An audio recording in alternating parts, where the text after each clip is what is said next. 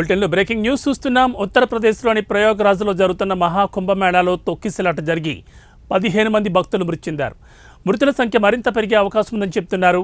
ఇవాళ మౌని అమావాస్యను పురస్కరించుకుని సంగమం వద్ద స్నానాలు ఆచరించేందుకు భక్తులు పెద్ద సంఖ్యలో తరలివచ్చారు.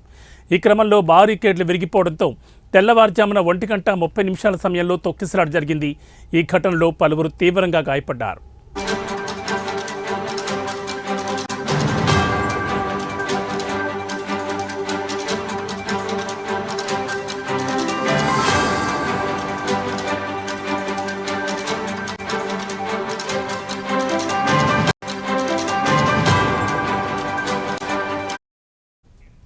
మృతదేహాలను క్షతగాత్రులను స్వరూప్రాణి ఆసుపత్రికి తరలించారు. మృతుల్లో మహిళలు కూడా ఉన్నట్లు తెలుస్తోంది. ప్రమాదం జరిగిన వెంటనే దాదాపు 70 అంబులెన్సులు ఘటనా స్థలానికి చేరుకున్నాయి. కాగా నిన్న సంగమంలో 5.5 కోట్ల మంది భక్తులు స్నానాలు ఆచరించారు.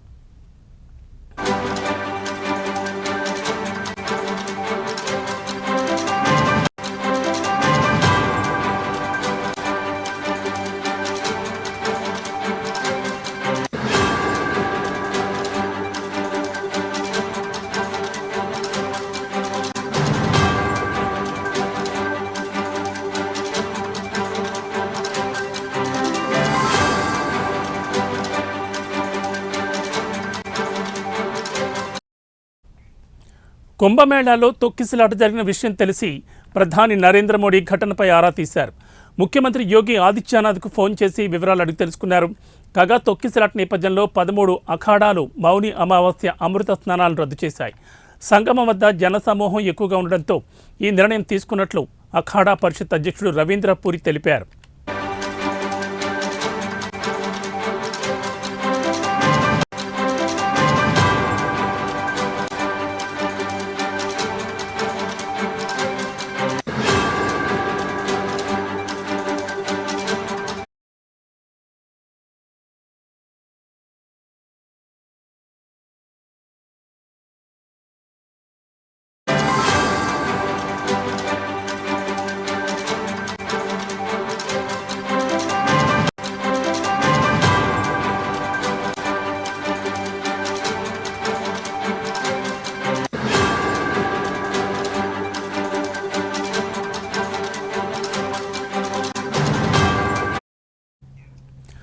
ఉత్తరప్రదేశ్లోని ప్రయాగ్రాజ్లో జరుగుతున్న మహాకుంభమేళాలో తొక్కిసలాట జరిగి 15 మంది భక్తులు మృతి చెందారు. మృతుల సంఖ్య మరింత పెరిగే అవకాశం ఉందని చెప్తున్నారు. ఇవాళ మౌని అమావాస్యను పురస్కరించుకుని సంగమం వద్ద స్నానాలు ఆచరించేందుకు భక్తులు పెద్ద సంఖ్యలో తరలివచ్చారు. ఈ క్రమంలో బారికేడ్లు విరిగిపోవడంతో తెల్లవారుజామున 1:30 సమయంలో ఈ తొక్కిసలాట జరిగింది. ఘటనలో పలువురు తీవ్రంగా గాయపడ్డారు. మృతదేహాలను క్షతగాత్రులను స్వరూప్రాణి ఆసుపత్రికి తరలించారు. మృతుల్లో మహిళలు కూడా ఉన్నట్లు తెలుస్తోంది.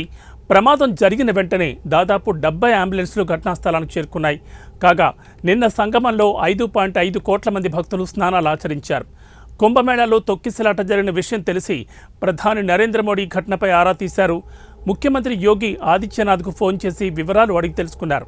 కాగా తొక్కిసలాట నేపథ్యంలో 13 అఖాడాలు మౌని అమావాస్య అమృత స్నానాలను రద్దు చేశాయి. సంగమం వద్ద జనసమూహం ఎక్కువగా ఉండడంతో ఈ నిర్ణయం తీసుకున్నట్లు అఖాడా పరిషత్ అధ్యక్షుడు రవీంద్ర పూరి తెలిపారు.